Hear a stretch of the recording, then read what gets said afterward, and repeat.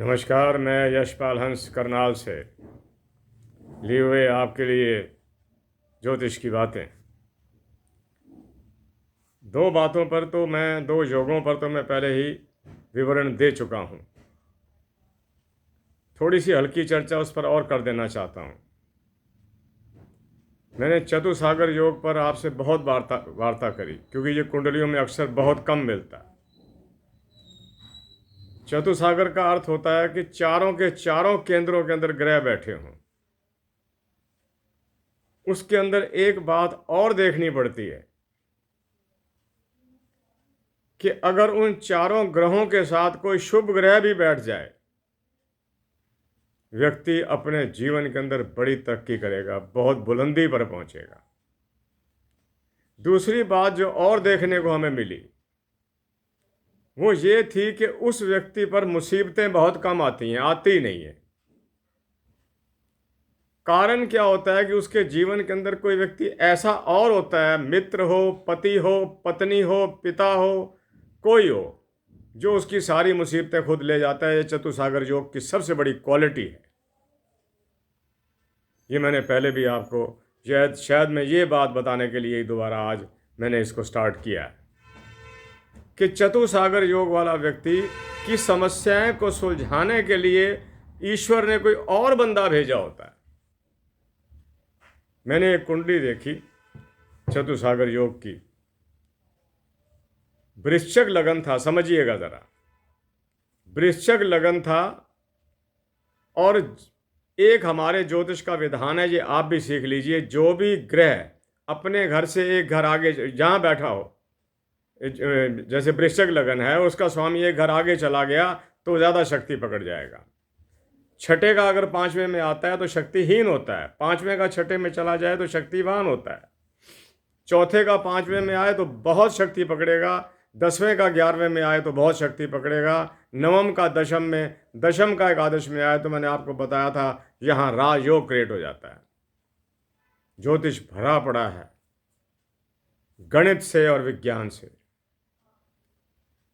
मैं आपको बता रहा था कि चतुसागर योग के अंदर यह है कि परमात्मा ने ऐसे, जो मैंने कुंडली देखी मैं उसकी जिक्र कर रहा था, उसका वो एक देवी की कुंडली थी, लड़की, वो उस समय लड़की थी। तो हमने प्रिजम्पशन दे दी उस समय कि इसको पति स्थान पर उच्च का चंद्रमा बैठा है, साथ में केतु बैठा है, उसने चंद्रमा की ताकत को, उच्चता को और बढ़ा दिया है। और स्वामी उसका कौन था? शुक्र। समझिएगा जरा मेरी बात को। मैं कोशिश करता हूं कि समय कम से कम लिया जाए आपका।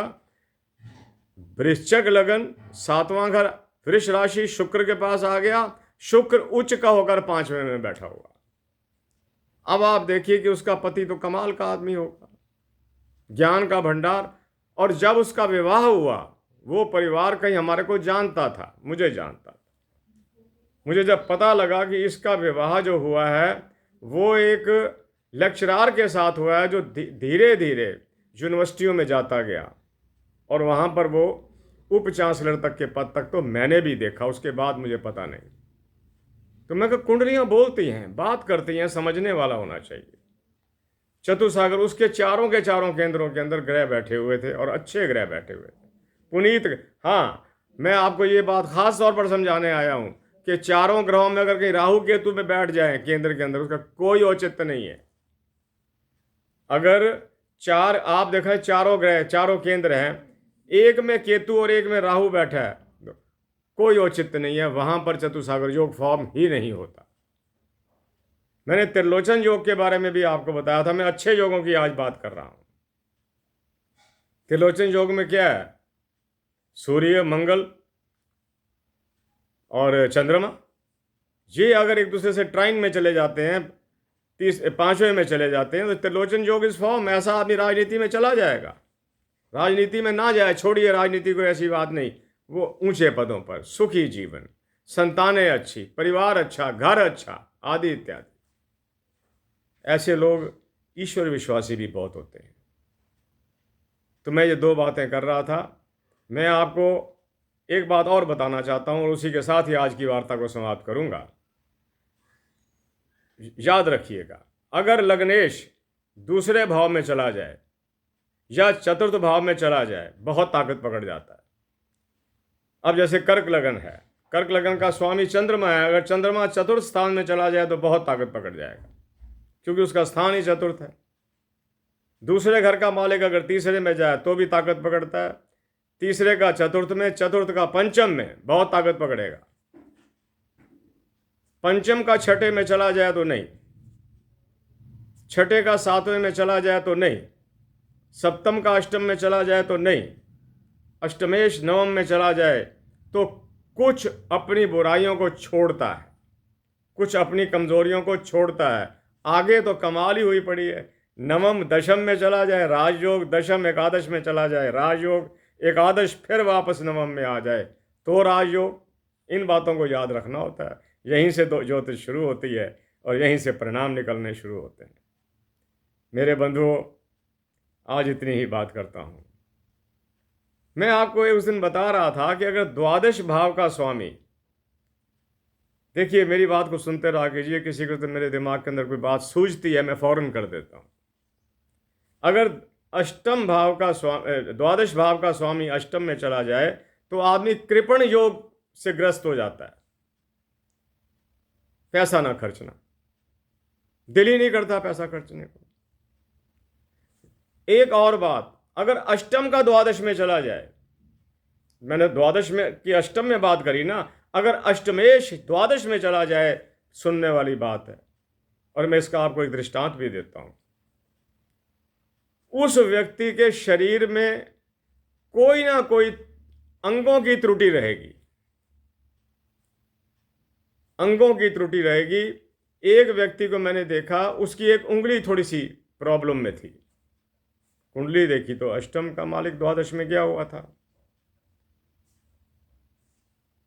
ऐसे ही किसी की आंख में कुछ हो, या किसी को सुनने में कोई समस्या आती हो, या किसी का ट्रेम्बलिंग हो जाती है उसके अंदर। मेरे पास एक सज्जन आए, पढ़े लिखे व्यक्ति हैं। मैंने उनसे कह दिया, मैं कहा आपका अष्टमेश द्वादश में गया हुआ है, आपके शरीर के अंग, वो मेरे मित्र भी थे, मैंने कहा आपके सारे अंग पूरे हैं ना? कहता हाँ देख लो मैं बिल्कुल ठीक ठाक बैठा हूँ, सब ठीक है, कृपा है ईश्वर की। थोड़ी देर के बाद कहने लगे ठहरिए, मेरी जन्म से एक किडनी नहीं है, मैं एक ही किडनी पे गुजारा करता हूँ। मैं हैरान हो गया।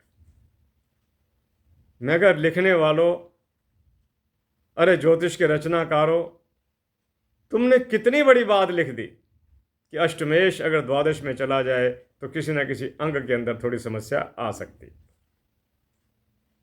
आज मैंने जितनी बातें आपसे करी, दोबारा सुनिएगा, रिपीट करिएगा वीडियो को। ये मूल्यवान बातें हैं। अब मैं किताबों में से वो बातें भी निकालता हूँ, वो भी आपको बताता हूँ जो बड़ी महत्वपूर्ण है, जिनसे बड़े बड़े जो स्कॉलर्स होते हैं वो बता देते हैं, हम हैरान हो जाते हैं कि इसको कैसे पता चल गया, वहीं से देखते हैं। तो मैं आपसे आज्ञा चाहता हूँ, बताता रहूँगा, कोई ना कोई नई बात करता रहूँगा, आप उसको समझते रहिएगा, आपको बहुत आनंद आएगा। मुझे सब्सक्राइब करना भी ना भूलिएगा। मुझे सब्सक्राइब करते रहोगे तो मेरा मनोबल ऊंचा रहेगा, मैं आपसे और बातें करता रहूँगा। मैं ये समझूंगा कि हाँ मैं सुना जा रहा हूँ। 8 मिनट से ऊपर होने को आ गए। वीडियो को समाप्त करता हूँ। आपके परिवार की, आपकी सेहत की, आपके बच्चों की विद्या की, आपके घर में धन और लक्ष्मी की कोई कमी ना रहे, जीवन का हर सुख आपको मिले। और कहते हैं ना कि भगवान आपकी मनोकामना पूरी करे, लेकिन आर्ष शब्द, आर्यन शब्द ये आता है कि भगवान आपकी समस्त सद इच्छाएं पूरी करे, बुरी इच्छा पूरी ना करे, अच्छी इच्छाओं को पूर्ण करे। इसी के साथ करनाल से मैं यशपाल हंस आपको हाथ जोड़कर नमस्कार करता हूँ। आपके सुख और कल्याण की कामना करता हूँ। सब्सक्राइब करते रहिए और ज्योतिष की बातें सुनते रहिए। प्रणाम। जय जगत, जय भारत, नमस्कार।